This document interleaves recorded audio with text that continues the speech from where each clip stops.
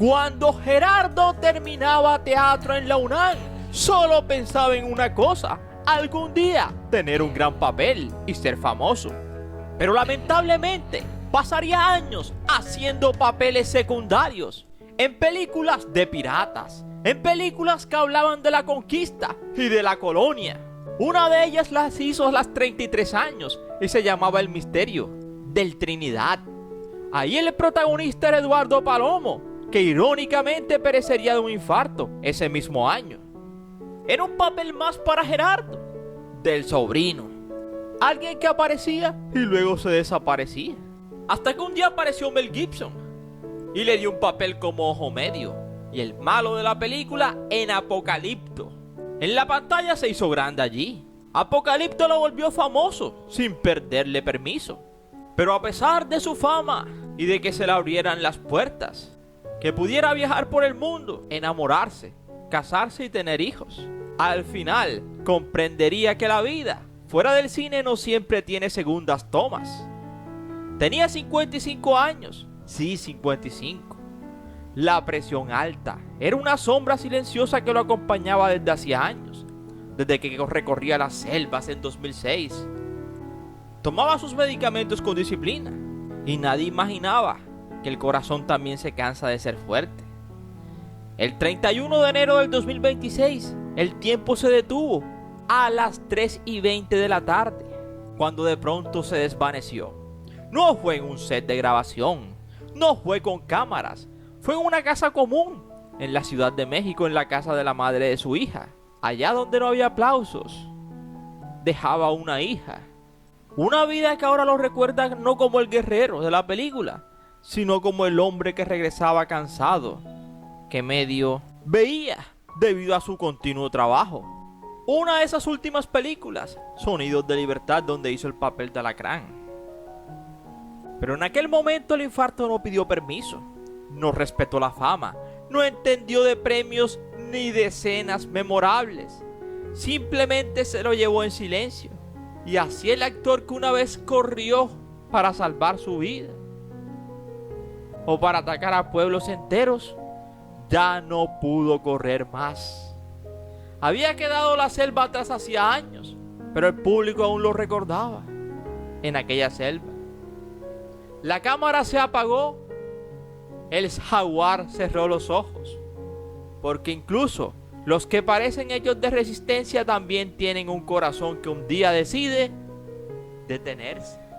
Y se detuvo. También había aparecido en series como Come Tierra, de 2025, y Celda 211. Pero el mundo también lo recordará cuando fue miembro del grupo Los Jilgueros de Rosario. Incluso llegó a grabar varias canciones. Había nacido un 27 de marzo de 1970 en la Ciudad de México. Y aunque para la mayoría del mundo lo había conocido corriendo entre las selvas de Apocalipto, que lo había convertido literalmente en un símbolo. Alguien que huía del fin del mundo mientras el mundo lo observa sin parpadear. Y en esa fulgurante trayectoria, y a la vez corta, había ganado hasta un premio Ariel por su actuación en El violín. Allá hizo el papel de Plutarco, un año antes de hacer el papel en Apocalipto.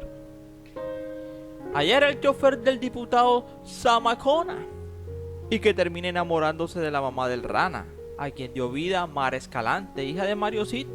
Hoy todos en su colonia lo recuerdan, en la colonia de Santa Fe en la Ciudad de México, como aquel chico de cabello largo que se paseaba de un lado al otro, haciendo teatro y bailando en las esquinas del barrio. Como anécdota siempre recordó en las entrevistas que su primera gran película fue en la década de los 90 y se llamó Mateo.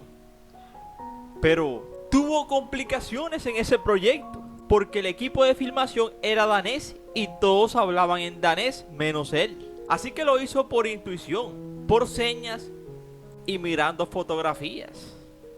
Amiguísimo de Mel Gibson, tanto que se lo llevó para que hiciera un pequeño papel también en Atrapen al Gringo, aquel clásico.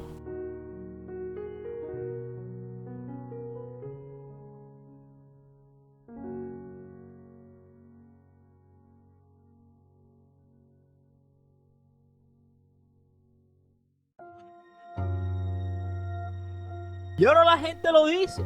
Se fue demasiado pronto. Había hecho una carrera extraordinaria. Películas que cruzaron fronteras, personajes que no podían quedar atrás sin pedir permiso para quedarse en la memoria. Un rostro que el cine aprendió a respetar y una voz cuando cantaba que parecían no conocer el cansancio. Pero el corazón es así.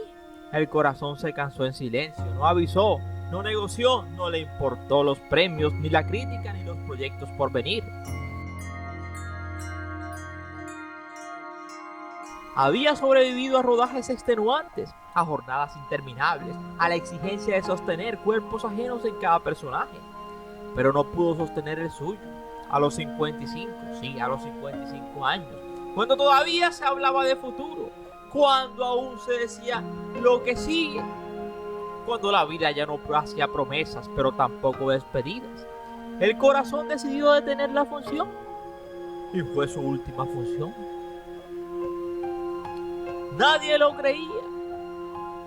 No, un hombre con muchas películas, con una carrera que todavía crecía y con una familia que aún lo necesitaba vivo. La gente llora no solo al actor, llora al tiempo que le fue robado y a los papeles que no filmó y las canciones que no cantó, a los años que merecía, porque 55 no es vejez, 55 es madurez. Es el momento en el que el talento deja de demostrarse y empieza a mandar. Así que como reflexión, a veces la partida no llega tarde. A él no le llegó tarde, le llegó antes. Y eso es lo que a muchos les duele. Yo soy Ernie y aquí termina esta historia. No sin antes decirte gracias por preferirnos. Y recuerda que cada día somos más y que tú eres nuestra estrella. Mis estrellas.